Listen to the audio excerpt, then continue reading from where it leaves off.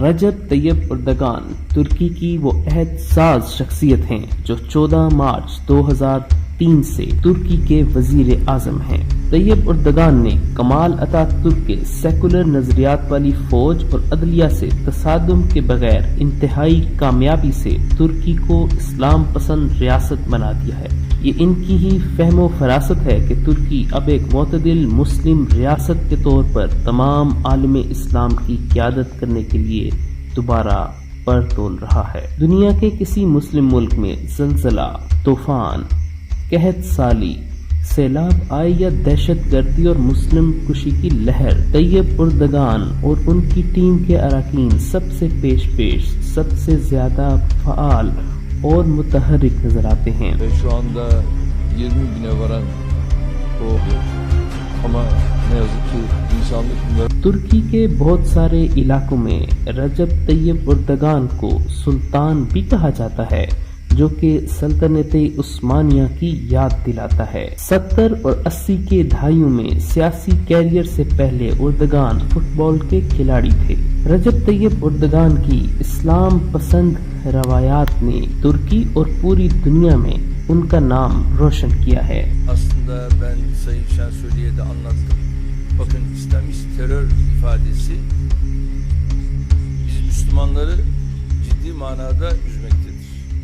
Böyle bir ifade Tayyip Erdogan نے mayor بنتے ہی استنبول میں شراب خانوں پر پابندی لگا دی تھی، جس نے سیکولر حلقوں میں کھلبلی مچائی۔ طیب اردگان نے ایسی پالیسیاں وضع کی جن سے ترکی کی سیکولر ریاست میں اسلام پسندی، جدیدیت، برداشت اور تعصب سے پاک رجحانات کو فروغ حاصل ہوا ہے۔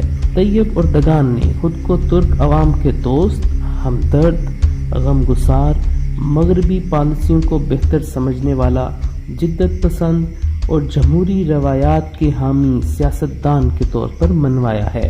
رجب طیب اردگان پہلی بار امت مسلمہ کے رہنما کے طور پر اس وقت منظر عام پر آئے جب 2008 میں غزہ پٹی پر اسرائیل کے حملے کے بعد رجب طیب اردگان کے زیر قیادت ترک حکومت نے اپنے قدیم حلیف اسرائیل کے خلاف سخت رد عمل کا اظہار کیا۔ آپ عمر میں بھی مجھ سے بڑے ہیں اور آپ کی آواز بھی میری آواز سے زیادہ بلند ہے، لیکن مجھے لگتا ہے کہ شاید اپنے ضمیر کی عدالت میں آپ مجرم قرار دیے جا چکے ہیں، اور اس احساس جرم سے جان چھڑانے کے لیے آپ کو اونچی آواز اور طاقتور الفاظ کا سہارا لینا پڑتا ہے۔ بہرحال آپ نے انسانوں کا قتل عام تو کیا ہے، اور میں بھی ساحلوں پر دم توڑ جانے والے بچوں کی بے گور و کفن لاشوں کو ابھی تک نہیں بھول پائے۔ آپ کا بہت بہت شکریہ، کیونکہ میرا نہیں خیال کہ اس کے بعد میں کبھی دوبارہ یہاں بلایا جاؤں گا۔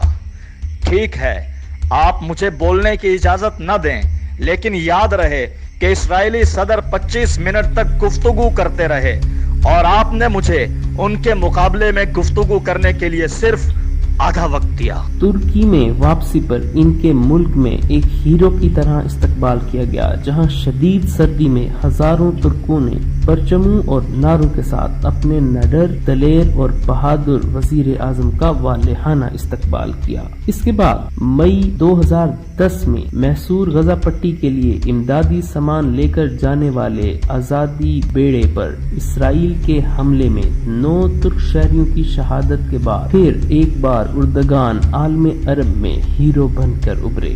1999 میں انہیں مذہبی بنیاد پر اشتعال انگیزی کے جرم میں 4 ماہ جیل میں گزارنے پڑے، اور اس کی وجہ یہ تھی کہ انہوں نے سرعام ایک وطن پرستی سے سرشار نظم پڑھی تھی، جس میں کہا گیا تھا کہ مسجدیں ہماری چھاونیاں ہیں، گنبد ہمارے عود ہیں، مینار ہماری سنگینیں ہیں، اور مومن ہمارے سپاہی ہیں۔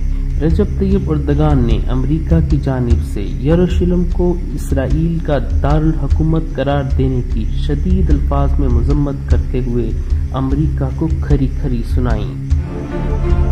Amerika'nın Kudüs'ü İsrail'in başkenti olarak tanıma kararı almaya hazırlandığı yönündeki haberlerle ilgili üzüntülerimi bir kez daha ifade etmek istiyorum. Kudüs, Sayın Trump, Müslümanların kırmızı çizgisidir.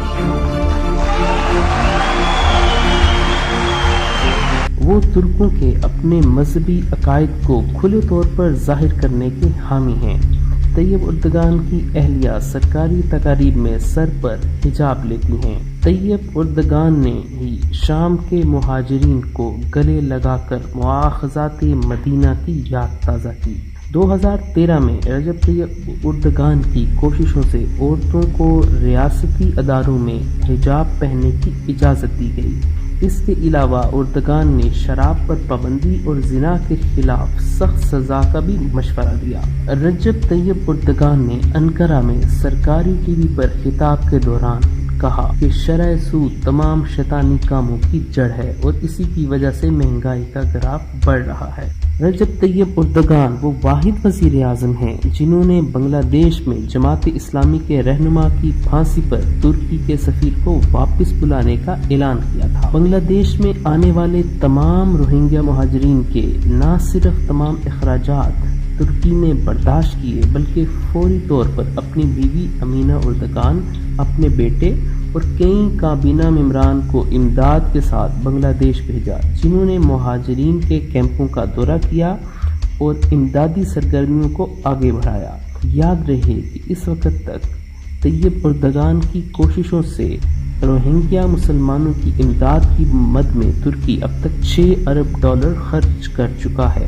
رجب طیب اردگان کی کوششوں سے 12 سال کی عمر سے پہلے قرآن کی تعلیم حاصل کرنے پر پابندی کا قانون ختم کر دیا گیا، جس کے بعد تمام اسکولوں میں قرآن پڑھانا اور مذہبی تعلیم دینا لازمی قرار دیا گیا۔ طیب اردگان کی کوششوں سے ہی مسجد اور اسکول کے 100 میٹر کے احاطے میں شراب بیچنا اور اس کا اشتہار لگانا ممنوع قرار دیا گیا۔ طیب اردگان کی اسلام سے محبت کا ایک ثبوت یہ بھی ہے کہ صرف ایک سال میں ترکی میں 17,000 نئی مساجد کی تعمیر کا بندوبست کیا گیا اور پرانی مساجد کی بحالی کا کام کیا گیا۔ طیب اردگان نے بہت سے فلاحی کام کیے جن میں ترک شہریوں کو گرین کارڈ جاری کر کے ملک کے کسی بھی ہسپتال میں مفت علاج کی سہولیات فراہم کی گئیں۔ طیب اردگان نے سرکاری دفاتر میں نماز باجماعت کے اہتمام کا آغاز کیا اور دفاتر میں پردے اور حجاب کے ساتھ ڈیوٹی کی اجازت دی، جس پر اس سے پہلے پابندی عائد تھی۔ طیب اردگان اگرچہ کائنات کا بہترین حکمران نہیں ہے، جہاں اس میں بہت سی خوبیاں ہیں، کئی خامیاں بھی ہوں گی، لیکن اگر یہ کہا جائے تو بیجا نہ ہوگا کہ اس وقت مسلم ممالک میں سب سے بہترین حکمران رجب طیب اردگان ہے، ایک درد دل رکھنے والا مسلم حکمران جو امت کی بات اور عملی طور پر دلجوئی کرتا ہے۔ ان کے اب تک کے اقدامات سے معلوم ہوتا ہے کہ اگر اللہ نے اسے قوت دی تو وہ مسلم ممالک کو ایک پلیٹ فارم پر جمع کرے گا اور ہر کمزور کے ساتھ اور ظالم کے خلاف کھڑا ہوگا۔ طیب اردگان کی حرکات بتا رہی ہیں کہ ترکی خلافت عثمانیہ کے احیاء کی جانب گامزن ہے اور جلد یا بدیر ترکی امت مسلمہ کی قیادت کی باغ دوڑ ایک بار پھر اپنے ہاتھوں میں لے لے گا۔ وَلَا تَقْنَطُوا مِنْ رَحْمَةِ اللّٰهِ Allah'ın rahmetinden ümidinizi kesmeyiniz. Müslümanlar asla çaresiz değildir. Güçsüz değildir. İman varsa her zaman imkan da vardır. İnanç, sabır, azim ve mücadele olduğu sürece aşamayacağımız hiçbir engel yoktur. Ya Allah! Bismillah.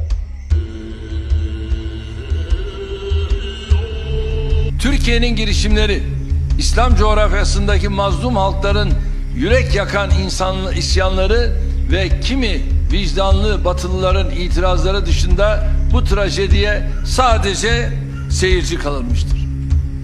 Tüm dünya gözünü yumsa da biz İsrail zulmüne rıza göstermeyeceğiz.